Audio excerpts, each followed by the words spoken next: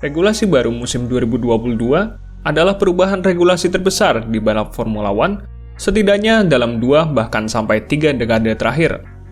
Perubahan yang dilakukan sangat besar dan mengubah bentuk dari mobil F1 musim ini menjadi lebih futuristik, serta diharapkan mampu memperbaiki kualitas balapan. Tapi, satu pertanyaan yang kami, atau barangkali kalian juga punya pertanyaan yang sama. Bisakah tim menemukan celah-celah di regulasi dan kemudian menjelma menjadi the next Brown GP seperti yang ada di musim 2009? Atau, setidaknya, apakah regulasi 2022 nanti akan menghasilkan dominasi baru di balap F1? Formula One merupakan balapan yang selalu berevolusi dari waktu ke waktu dengan regulasi yang berubah-ubah. Entah itu bertujuan untuk membuat mobil lebih cepat, lebih efisien, lebih aman, lebih murah, atau yang paling sering dijadikan alasan adalah memperbaiki kualitas pertunjukan balapan di sirkuit. Tapi, regulasi baru ini dalam sejarahnya, alih-alih berhasil membuat balapan seru atau lebih kompetitif, namun malah justru melahirkan dominasi baru. Paling nyata tentu perubahan regulasi besar-besaran pada tahun 2014 ketika era hybrid baru dimulai. Memang, tujuan FIA saat itu untuk menghentikan dominasi Sebastian Vettel bersama Red Bull bisa dibilang berhasil, karena mereka terbukti keteteran sepanjang musim. Tetapi, regulasi mesin anyar V6 hybrid saat itu justru melahirkan dominasi baru yang lebih gila, yaitu Mercedes yang sukses menguasai F1 selama 8 tahun secara beruntun.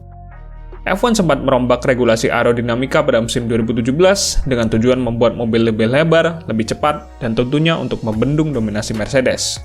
Tapi itu tidak berhasil dan Lewis Hamilton masih belum terkalahkan di sirkuit.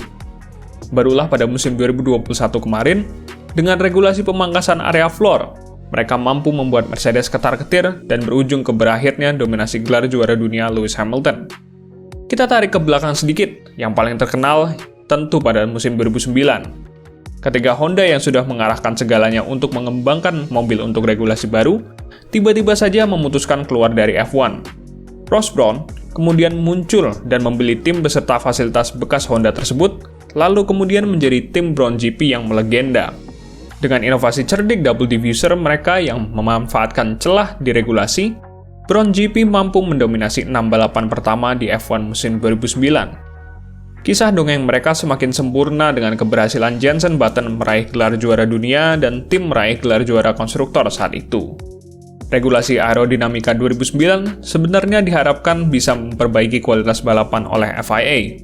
Itu karena sulitnya melakukan overtaking di mobil-mobil musim 2008 serta 2007 yang punya komponen aerodinamika super kompleks. Tapi, regulasi 2009 justru melahirkan dominasi baru dengan fenomena kemunculan Brown GP, yang kemudian setelah itu Red Bull tampil menjadi penguasa F1 selama 4 musim bersama Sebastian Vettel dan mobil karya Adrian Newey. Lalu jika kita tarik lebih jauh lagi, pada 1998, perubahan regulasi mobil yang lebih ramping justru melahirkan dominasi di kubu McLaren. Itu kemudian berakhir dengan Ferrari yang mencapai era kejayaannya di awal tahun 2000-an bersama Michael Schumacher selama 5 tahun. Bagaimana dengan musim 2022 kali ini? Apakah regulasi baru mampu melahirkan dominasi baru, atau FIA berhasil meraih tujuannya untuk memperbaiki kualitas balapan? Musim 2022 dijuluki dengan perubahan regulasi terbesar dalam 2 atau bahkan 4 dekade terakhir, yang artinya itu merupakan peluang besar bagi tim-tim papan tengah atau bahkan papan bawah sekalipun untuk menampilkan sebuah kejutan musim ini. Yang artinya juga tim-tim papan atas seperti Red Bull dan Mercedes juga punya peluang tampil kesulitan tahun ini. Apalagi jika mengingat betapa kerasnya 2 tim itu berduel musim lalu dalam perebutan juara dunia. Bisa jadi, keduanya sedikit terlambat dalam menyiapkan mobil baru 2022 karena terlalu fokus dalam pertarungan Max Verstappen dan Lewis Hamilton. Yang paling mengkhawatirkan sebenarnya adalah Red Bull. Mereka bisa dibilang cukup jor-joran dalam perebutan titel juara dunia musim lalu. Mercedes terakhir kali memberikan upgrade besar di mobil mereka pada balapan di Silverstone. Sedangkan Red Bull, mereka masih mengembangkan mobil RB16B sampai GP Qatar, bahkan masih memberikan upgrade kecil di GP Arab Saudi. Ada kemungkinan besar jika persiapan Red Bull untuk tahun 2022 sedikit lebih terganggu karena duel ketat musim lalu, ketimbang Mercedes yang jauh lebih santuy dalam pengembangan mobil mereka.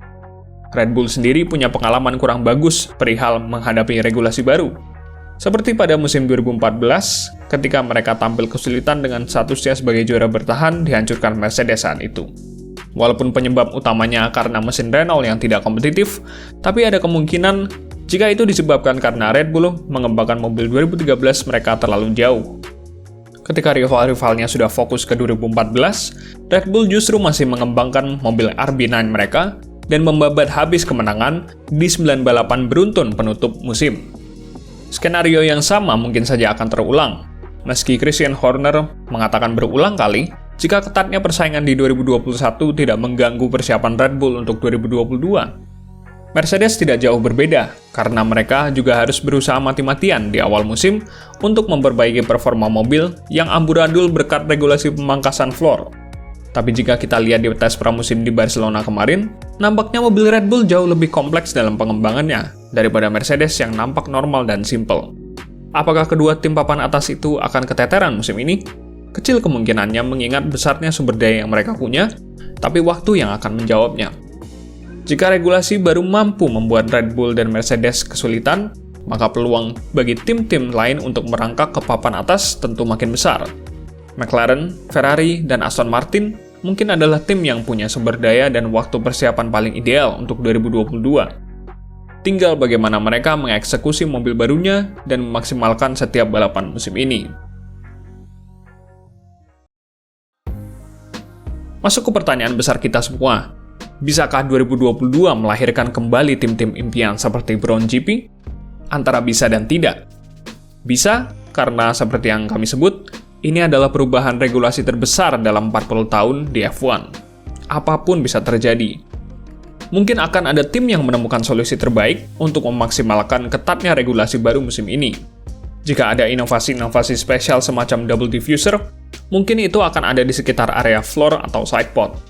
Dua area itu sangat-sangat dieksploitasi oleh tim dan kemungkinan akan melahirkan berbagai macam inovasi unik yang bisa saja menjadi game changer di peta persaingan.